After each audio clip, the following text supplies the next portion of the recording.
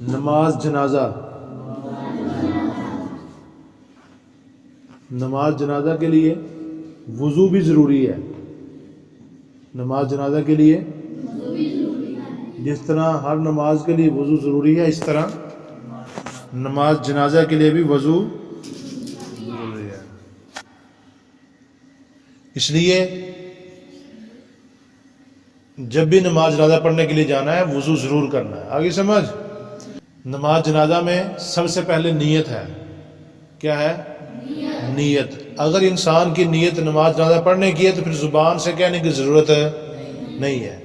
اس لیے وہ جو 4 تکبیر، نماز جنازہ، فرض، کفایہ، ثنا واسطے اللہ تعالیٰ کے، درود نبی علیہ السلام کے لیے، دعا اس حاضر امید، وہ زبان سے کہنا ضروری۔ اگر کوئی وہمی بندہ ہے تو وہ زبان سے بھی کہہ سکتا ہے، اگر کوئی وہمی بندہ ہے تو وہ زبان سے بھی کہہ سکتا ہے، لیکن ضروری نہیں ہے، ذہن میں رکھنا۔ نہ واجب ہے، نہ فرض ہے، نہ سنت ہے، کچھ بھی نہیں ہے۔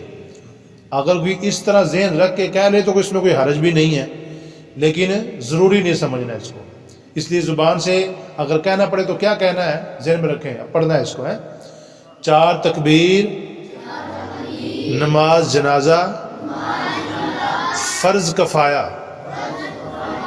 یہ فرض ضروری نہیں ہے، عین فرض نہیں بلکہ فرض کفایہ، یعنی اگر محلے میں سے 2-4 بندے پڑھ لیں تو اس کا کفایہ ادا ہو جاتا ہے، لیکن نماز جنازہ پڑھنا چاہیے، بڑا ثواب ہوتا ہے اس کا۔ فرض کفایہ،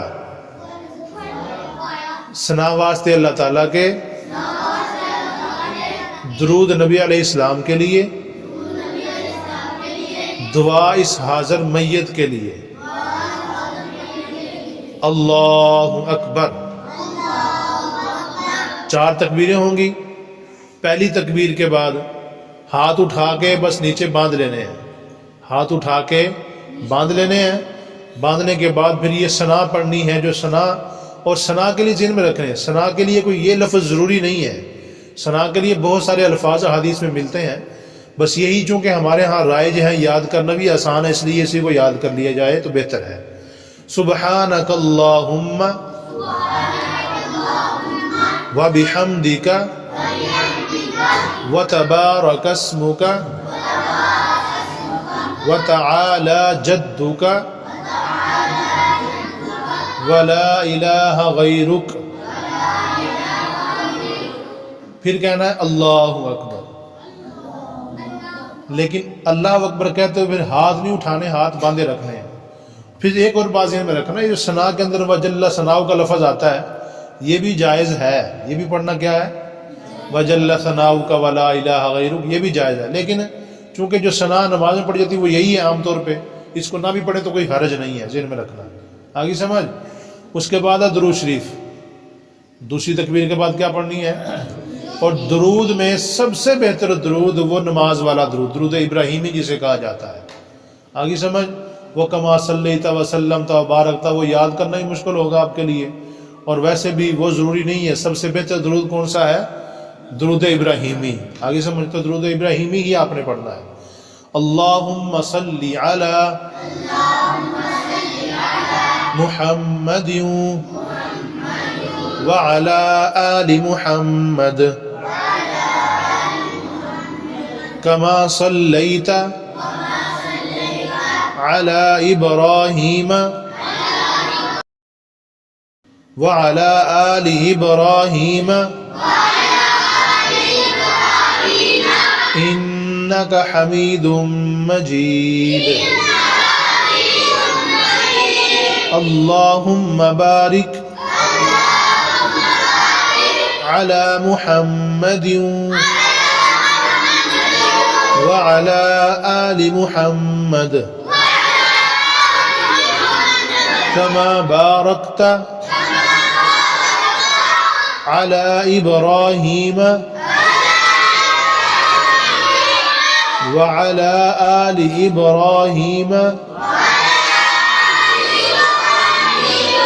انک حمید مجید۔ آگے پھر کہنا ہے اللہ اکبر، پھر ہاتھ نہیں اٹھانے، دوبارہ پھر جب اللہ کہنا اس کو ہاتھ نہیں اٹھانے۔ اللہ اکبر کہتے ہیں وہ منہ بھی اوپر نہیں اٹھانا۔ بعض دفعہ انسان کو دیکھا ہے وہ ایسے منہ اٹھاتے ہیں اوپر. وہ منہ بھی کس لیے اٹھانا؟ مقصد منہ وہیں پہ رکھے کیا کہہ دینا ہے؟ اللہ اکبر. آگے اس کے بعد پھر دعائیں ہیں، اور دعائیں احادیث میں بہت ساری وارد ہوئی ہیں، بہت ساری دعائیں احادیث میں آئی ہیں مردے کے لیے دعا کرنے کے لیے، لیکن جو ہمیں زیادہ رائج ہے، یاد کرنا بھی آسان ہے، وہ یہی ہے جو عام طور پہ پڑھتے ہیں. وہ بس پڑھاتا ہوں آپ کو. اب اس میں بالغ مرد عورت میت کے لیے دعا، ایک بالغ کی ہوتی ہے کہ نابالغ، یعنی جو بچہ ہے بچے کی دعائیں الگ ہیں اور بڑوں کی دعائیں الگ ہیں. جو بڑوں کی ہیں اس کو بالغ کہا، جو بڑا ہوتا ہے اسے کیا کہتے ہیں؟ اس کو بالغ کہتے ہیں. تو بالغ مرد عورت میت کے لیے دعا. اللہم اغفر لحینا، اللہم اغفر لحینا ومیتنا وشاہدنا وغائبنا وصغیرنا وکبیرنا وذکرنا،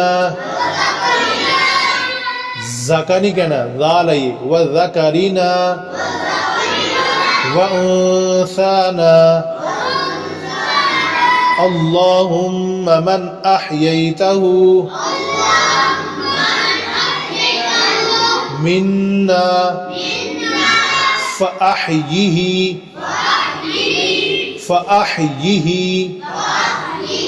علی الاسلام، ومن توفیتہ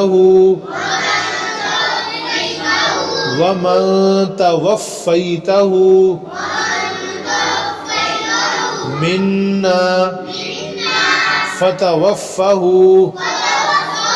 علی الایمان. یہ کس کی دعا تھی بلا؟ بالغ مرد عورت میت کے لیے دعا. آگے سمجھ، اس کو پکا یاد کرنا ہے. آگے اگر بچہ ہو تو پھر، یا بچی ہو پھر اس کے لیے دعا الگ ہے. بچے کے لیے الگ ہے، بچی کے لیے. تو اب دعا کرنی ہے بچے کے لیے. اگر بچہ آگے میت ہے تو پھر نابالغ ہے اور بچہ ہے. نابالغ بچے کے لیے دعا. اللہم اجعلہ لنا فرطا واجعلہ لنا اجرا وزخرا واجعلہ لنا شافعا ومشفعا. بچے کی دعا میں یاد رکھنا یہ شافعا ومشفعا ایسے پڑھنا ہے اس کو. آگے سمجھ، یعنی آخر میں شافعا ومشفعا پڑھنا ہے. اور آگے بچی کے لیے، نابالغ بچی کے لیے دعا. اللہم اجعلہا لنا فرطا واجعلہا لنا اجرا وزخرا واجعلہا لنا شافعتا ومشفعہ. سمجھ آ گئی؟ اس میں کیا تھا؟ ہو، اس میں ہا اور آخر میں کیا ہے؟ شافعتا ومشفعہ. آگے سمجھ. پھر اس کے بعد چوتھی تکبیر ہوگی. کیا کرنا پھر؟ سلام پھیرنا. اور سلام پھیرتے وقت یہ ذہن میں رکھنا ہے، بعض دیکھا گیا ہے کہ وہ ایک طرف سلام پھیرتے تو ایک ہاتھ چھوڑ دیتے ہیں، دوسری طرف سلام پھیرتے دوسرا ہاتھ چھوڑ دیتے ہیں. ایسا ٹھیک نہیں ہے، بلکہ کیا کرنا ہے؟ دونوں طرف سلام پھیر کے پھر ہاتھوں کو چھوڑنا ہے. آگے سمجھ. السلام علیکم ورحمۃ اللہ. اور سلام پھیرتے وقت صرف اپنے اس کندھے کو دیکھنا، بس ایسے نہیں دیکھنا کون کون آیا کون کون نہیں آیا. آگے سمجھ. پھر دوسری طرف السلام علیکم ورحمۃ اللہ. پھر اس کے بعد وہیں پہ کھڑے ہو کے جو بعض لوگ دعا مانگتے ہیں، تو یہ کیا کیا ہم نے نماز میں؟ یہ ساری دعا تو کی ہے اس کے لیے، پھر نماز کے بعد وہیں کھڑے ہو کے دعا شروع کر دینا، یہ ٹھیک نہیں ہے، یہ نہ احادیث سے اس سے ثابت ہے۔ اس لیے ذہن میں رکھنا ہے دعا ہم نے جنازے کے اندر مانگ لی ہے، اب وہاں پہ کھڑے ہو کے دعا نہیں مانگنی، آگے سمجھ؟ اس کے بعد میت کو اس کی جگہ پہنچا دینا ہے، سمجھ آگی نہیں آگی؟